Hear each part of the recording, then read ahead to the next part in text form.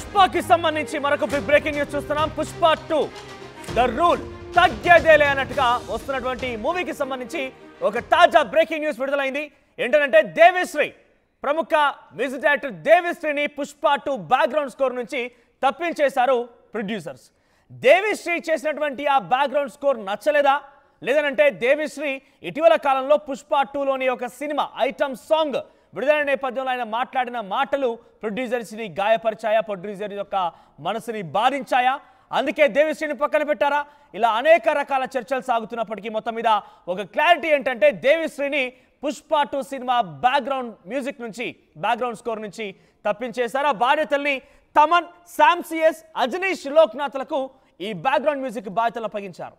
First హాఫ్కి ఇప్పటికే Thaman music చేసినట్టుగా ఆయన ఒప్పేసుకున్నారు, అందరికి కూడా తెలిసిన విషయమే. అయితే పుష్ప 2 జాతర సీన్కి మాత్రం బీజిఎం ఇచ్చారు శామ్సియస్. దేవిశ్రీ బీజిఎం పైన నిర్మాతలు అసంతృప్తిగా ఉన్నారా, అసలు ఏం జరిగిందనే ఒక చర్చ అయితే ప్రారంభమైంది. చెన్నై ఫంక్షన్లో నిర్మాతల పైన దేవిశ్రీ సంచలన వ్యాఖ్యలు కూడా చేశారు. అయితే ఆ వ్యాఖ్యలే ఇక్కడ ఆయన తొలగించడానికి కారణమయ్యాయా, పబ్లిక్ గానే నిర్మాతలను కడిగి పారేసిన నేపథ్యంలో అవి వారిని బాధించాయా, అందుకే దేవిని పక్కకు పెట్టారా అనే ఒక పెద్ద ఎత్తున చర్చ అయితే ప్రారంభమైంది. మొత్తం మీద పుష్ప 2లో బ్యాక్గ్రౌండ్ స్కోర్ నుంచి డిఎస్పీని తప్పించడం పైన అటు సుకుమార్ కానివ్వండి, లేదంటే బన్నీ ఎక్కడ కూడా రియాక్ట్ కాలేదు. ఆయన ఇటీవల కాలంలో ఐటమ్ సాంగ్ విడుదల కార్యక్రమంలో కూడా చాలా ఆగ్రహంగానే మాట్లాడినట్టుగా మనం చూసాం. ఒకసారి ఆయన నిర్మాతల్ని ఏ రకంగా ఏకిపారేశారు, నిర్మాతల విషయంలో ఆయన ఏ రకంగా కంప్లైంట్స్ చేశారో, బహిరంగంగా ఆయన నిర్మాతల్ని ఏ రకంగా ఉద్దేశించి మాట్లాడారో చూద్దాం. సార్ రవి సార్, మళ్ళీ నేనేదో స్టేజ్ ఎక్కి ఎక్కువసేపు మాట్లాడినా నన్నొద్దు. మీరేమో నేను మా టైంకి పాట ఇవ్వలేదు, టైంకి బ్యాక్గ్రౌండ్ స్కోర్ ఇవ్వలేదు, టైంకి ప్రోగ్రామ్ రాలేదు, ప్రతిదీ నాకు నా మీద మీకు చాలా ప్రేమ ఉంది నా మీద. కానీ ప్రేమ ఉన్నప్పుడు ఏంటంటే కంప్లైంట్స్ కూడా ఉంటాయి. కానీ నా మీద ప్రేమ కంటే మీకు కంప్లైంట్స్ ఎక్కువ ఉంటాయి, ఏంటో అర్థం కాదు. ఇప్పుడు కూడా నేను బయట యాక్చువల్గా నా 20 minutes 25 minutes ఆச்சு నా వందు సార్ కెమెరాలు ఎంట్రీ నాకు అసలే సిగ్గు. I'm shameless only when I'm stage. Of stage I'm the most shameful person you can ever meet. నేను అన్నా లేదురా బాబు, నేను లోపలికి వెళ్తే వదలట్లా, ఓకేనా. లాస్ట్గా I could hear the song kiss kiss, so I came running. మీరు వచ్చిన ఏమన్నారు, రాంగ్ టైమింగ్ సార్, లేట్. నేనేం చేయను సార్, ఇవన్నీ సెపరేట్గా అడిగినప్పుడు పెద్ద కిక్ ఉండదు, ఇలా అడిగేసేయలే. నేను ఎప్పుడంతే ఓపెన్, ఓకే సార్, నేను ఎప్పుడు ఆన్ టైమింగ్. రైట్, డిఎస్పీ ఈ వ్యాఖ్యల్ని ఇటీవల కాలంలో పుష్ప 2 నుంచి ఒక ఐటమ్ సాంగ్ రిలీజ్ అయింది. ఐటమ్ సాంగ్ రిలీజ్ వేడుక నుంచి ఆయన నిర్మాతల్ని కడిగి పారేశారు. ఎస్, నేనేం తప్పు చేశాను, ప్రేమ నా మీద ఉంటే ఉండొచ్చు, కానీ ప్రేమ కంటే కంప్లైంట్స్ ఎక్కువగా ఉన్నాయి అన్నట్టుగా ఆయన మాట్లాడుకొచ్చారు. అయితే ఒక్కసారి మనం బ్యాక్గ్రౌండ్ హిస్టరీలో కనుక వెళ్తే డిఎస్పీ ఇదే తరహాలో సినిమా విడుదల సమయంలో కూడా బోయపాటిని ఉద్దేశించి కూడా ఈ రకంగా ఆగ్రహం వెల్లబుచ్చారు ఆయన. అప్పుడు కూడా ఒక వివాదం జరిగింది, వివాదం తలెత్తింది, చర్చనీయాంశం కూడా అయింది. తాజాగా పుష్ప 2 నుంచి బ్యాక్గ్రౌండ్ స్కోర్లో డిఎస్పీని తప్పించడం విషయం పైన ఎవరు రెస్పాండ్ కాలేదు, కానీ అది దాదాపుగా ఖరారైపోయింది. అందరూ కూడా బహిరంగంగానే చర్చించుకుంటున్నారు. మరి ఈ విషయం పైన ఏం జరుగుతుంది సినిమా ఇండస్ట్రీలో మాట్లాడదాం. మనతో పాటుగా అనీంద్ర జాయిన్ అవుతున్నారు. అనీంద్ర, సో ఏం జరిగింది? పుష్ప 2 బ్యాక్గ్రౌండ్ స్కోర్ నుంచి డిఎస్పీని తప్పించడానికి ప్రధాన కారణం ఏంటి? అంటే ఆయన నిర్మాతల పైన ఆగ్రహంగా ఉన్నారు, నిర్మాతల పైన ఉద్దేశించి మాట్లాడమే కారణమా, లేదంటే ఆ బ్యాక్గ్రౌండ్ స్కోర్ ఏదైనా కొంత తేడాగా అనిపించిందా? అంటే డిఎస్పీ కంటే ఇతర శామ్సియస్ కానివ్వండి, ఇతర వ్యక్తులు చాలా బాగా చేయగలుగుతున్న ఆలోచనలో ఉన్నారా? మనోజ్, అంటే ముందు నుంచి కూడా ఈ పుష్ప డిలే అవుతూ రావడం, దీనికి సంబంధించి అంటే షూటింగ్ కి సంబంధించి డిలే అవుతుంది అనుకున్నప్పటికీ ఇప్పుడు అంటే మ్యూజిక్ కి సంబంధించి కూడా డిలే అవుతుంది. ఈ ఆలోచనలోనే ప్రొడ్యూసర్స్ వేరే మ్యూజిక్ డైరెక్టర్స్ కూడా యాడ్ ఆన్ చేసే ఆలోచనలోకి వెళ్లారు అనేది అయితే అంత చర్చ జరిగింది. అయితే దీనికి సంబంధించి ఇప్పటి వరకు మనకి అఫీషియల్ గా ఎటువంటి అనౌన్స్మెంట్ రాకపోయినప్పటికీ కూడా కానీ రీసెంట్ ఈవెంట్స్ లో తమన్ అయితే చెప్పడం జరిగింది పుష్ప 2కి నేను మ్యూజిక్ చేస్తున్నాను అని చెప్పేసి. అయితే ఇప్పుడు చెన్నై ఈవెంట్ లో దేవిశ్రీ చేసిన కామెంట్స్ ప్రొడ్యూసర్స్ పైన, అంటే ఏది కావాలన్నా అడిగి తీసుకోవాలి, అది క్రెడిట్ అయినా అండ్ రెమ్యూనరేషన్ అయినా కానీ, అండ్ నేను ఇంకా టైంకి సాంగ్ ఇవ్వలేదు, టైంకి బీజిఎం ఇవ్వలేదు, టైంకి ఈవెంట్ రాలేదు అని ఇలా కంప్లైంట్స్ చేస్తూ ఉన్నారు. నేను అన్ని కూడా టైంకే ఇస్తున్నాను, టైంకే చేస్తున్నాను అని చెప్పేసి దేవిశ్రీ కూడా చెప్పడం. అండ్ ఇంకా ఈవెంట్ లో అంటే పుష్ప 2కి సంబంధించి ప్రతి ఫ్రేము, ప్రతి రీల్ కి మ్యూజిక్ చేసే ఛాన్స్ వచ్చినందుకు థ్యాంక్స్ అని కూడా ఆయన చెప్పడం జరిగింది. అంటే క్రెడిట్ మొత్తం కూడా ఆయనే కావాలి అనుకుంటున్నట్టు కూడా, క్రెడిట్ విషయంలో ఆయన హర్ట్ అయినట్టు, దేవిశ్రీ హర్ట్ అయినట్టు కూడా మనకి ఆ స్పీచ్ లో అర్థం అవుతుంది. బట్ ఇక్కడ అంటే మ్యూజిక్ ని, బీజిఎం ని వేరే మ్యూజిక్ డైరెక్టర్స్ కి ఇవ్వడానికి ప్రధానంగా కారణం ఫస్ట్ దేవిశ్రీ బ్యాక్గ్రౌండ్ మ్యూజిక్ ఇచ్చినప్పటికీ కూడా అది కొంత అసంతృప్తిగానే అనిపించింది మేకర్స్ కి. ఈవెన్ సుకుమార్ అండ్ ఇంకా అల్లు అర్జున్ కూడా కొంచెం అసంతృప్తిగానే అందించి ఇంకొక వెర్షన్ ఇవ్వమని అడిగినప్పటికీ కూడా దేవిశ్రీ దానికి టైం తీసుకున్నారంటూ కూడా కొన్ని వార్తలు అయితే వచ్చినాయి. అండ్ ఇంకా దేవిశ్రీ ఆ మధ్య కాలంలో కాన్సర్ట్ కూడా చేశారు, దానికి కూడా కొంత టైం తీసుకున్నారు, ఒక 15 days టైం అంతా దానికి కేటాయించారు. ఆ టైంలో కూడా అండ్ తుక్కు అండ్ ఇంకా బన్నీ వీళ్ళకి కొంచెం అంతగా అది నచ్చలేదు. ఇక్కడ మూవీ డిలే అవుతుంటే తను కాన్సర్ట్ చేసుకోవడం ఇవన్నీ కూడా కొంచెం వాళ్ళకి నచ్చలేదు అనే ప్రచారం కూడా జరిగింది.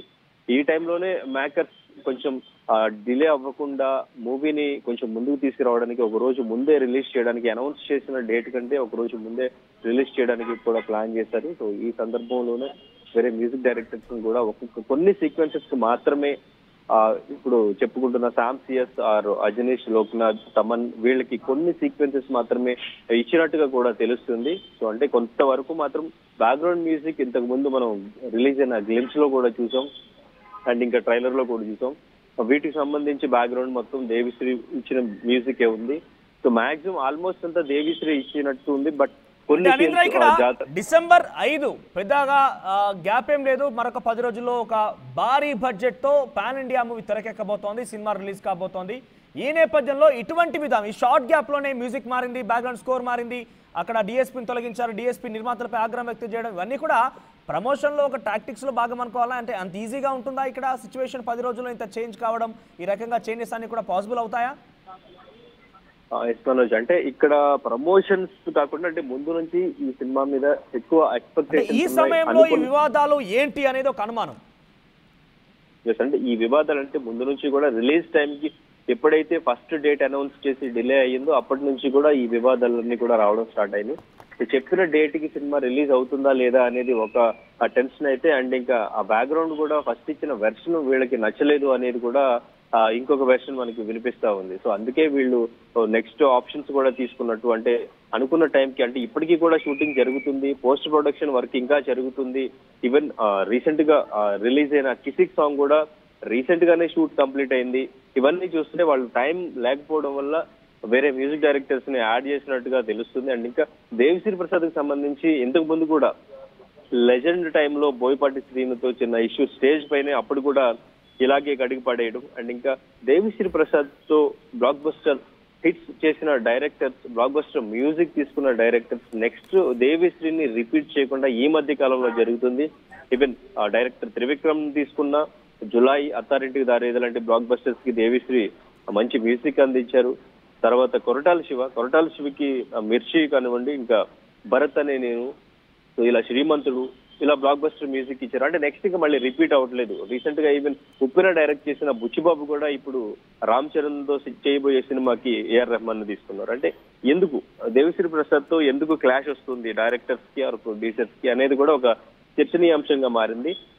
దీని మీదే కొంచెం అసంతృప్తిగా ఇప్పుడు షార్ట్ గ్యాప్ లో ఈ చేంజెస్ అనేది మూవీ రిలీజ్ పైన ఎఫెక్ట్ పడే అవకాశం ఉంది ఏమైనా? అంటే ఇటీవల కాలంలో కొన్ని చోట్ల చూస్తున్నాం సోషల్ మీడియాలో, నేను కూడా డిసెంబర్ 5న మూవీ రిలీజ్ అనేది ఉండకపోవచ్చు, పోస్ట్పోన్మెంట్ జరిగే అవకాశం ఉందనేది తెలుస్తోంది. దానికి ఇవి సంకేతాలుగా భావించాలా? ఏమైనా ఎఫెక్ట్ పడే అవకాశం ఉందా రిలీజ్ కి?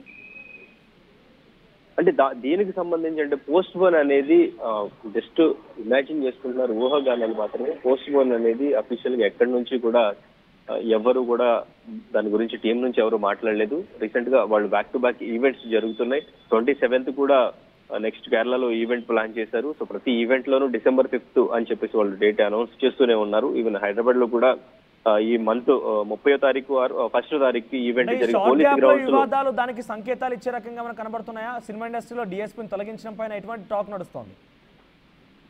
సో ఇండస్ట్రీలో అంటే మ్యూజిక్ తొలగించారు అనేది అఫీషియల్ గా ఎక్కడ ఎవరు మాట్లాడలేదు.